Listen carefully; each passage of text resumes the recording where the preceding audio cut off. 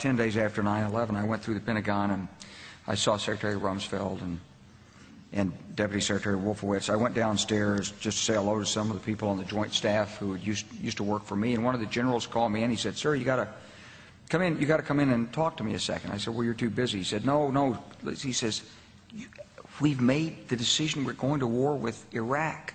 This was on or about the 20th of September. I said, "We're going to war with Iraq. Why?" He said, "I don't know." He said, "I guess they don't know what else to do." So I said, "Well, did they find some information connecting Saddam to Al-Qaeda?" He said, No. He says, "There's nothing new that way. They've just made the decision to go to war with Iraq." He said, "I guess it's like we don't know what to do about terrorists, but we've got a good military and we can take down governments." So I came back to see him a few weeks later, and by that time we were bombing in Afghanistan. I said, "Are we still going to war with Iraq?" And he said, "Oh, it's worse than that."